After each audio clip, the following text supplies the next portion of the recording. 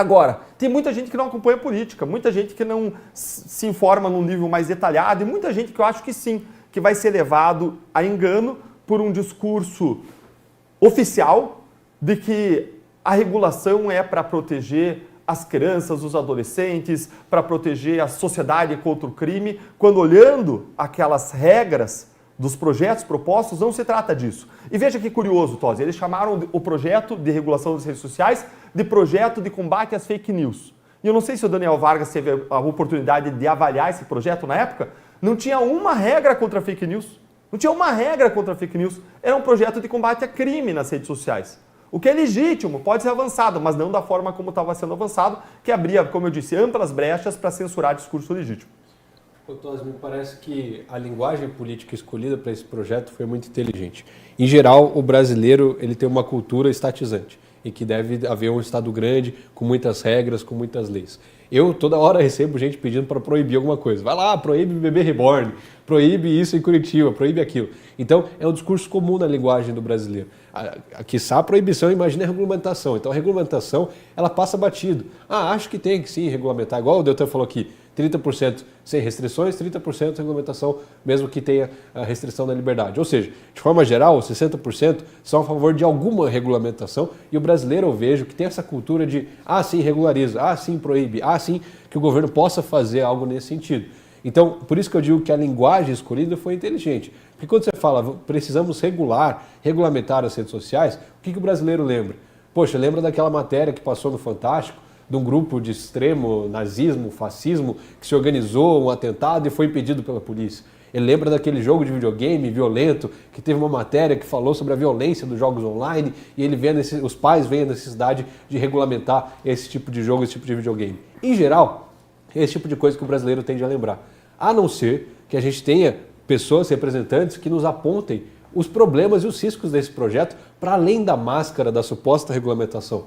Olha, pessoal, essa regulamentação que eles estão dizendo aqui não é, no fundo, uma regulamentação. Ela tem restrição das nossas liberdades. Ela tem uma imposição de um discurso específico. E aí, quando você traz, de fato, você desmascara esse projeto e você explica para a população o que de fato está ali, aí sim, me parece que há uma rejeição do brasileiro em relação a isso. Então, de imediato, eu não acho que o brasileiro é contra a regulamentação das redes sociais.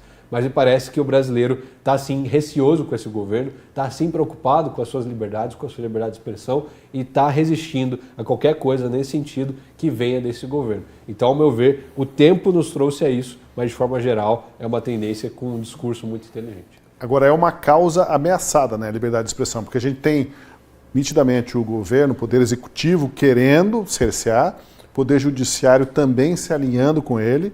É só ver as falas dos ministros a respeito do tema, e o legislativo segurando as pontas, né, um tanto, e a população, né, preocupada com esse debate. Então existe uma tensão, né, Vargas, no momento, e a liberdade de expressão, a gente está falando sobre ela aqui, mas ela não está exatamente assim assegurada, tranquila no país, porque movimentos estão alinhados aí para fazer alguma coisa que poderá acabar tolhendo o que a gente pode falar, quando falar, em que circunstâncias falar e sobre quem falar, né? Ô Tosi, isso me preocupa e eu queria destacar aqui um aspecto novo dessa realidade em que a gente vive. Eu sou de uma geração que não é tão antiga assim, mas que conviveu com os diversos momentos da democracia brasileira. Em cada momento existiam pontos de tensão, divergências, com maior ou menor tensão entre os poderes. Mas eu não me lembro em nenhum momento de o receio sobre o significado da liberdade de expressão ser algo que provocasse em lideranças, em grupos políticos, na imprensa, em intelectuais, um medo do que dizer e de como essa fala pode ser interpretada. Esse é um fenômeno que se torna característico na realidade brasileira nos últimos poucos anos. E isso é algo que tem um efeito indireto, mas cada vez mais presente sobre a maneira como as pessoas se comportam. Mesmo eu, entre vários colegas que debatem, que participam do engajamento público, tenho uma posição em relação aos temas que vão ser debatidos muito mais cautelosa, muito mais ressabiada do que no passado.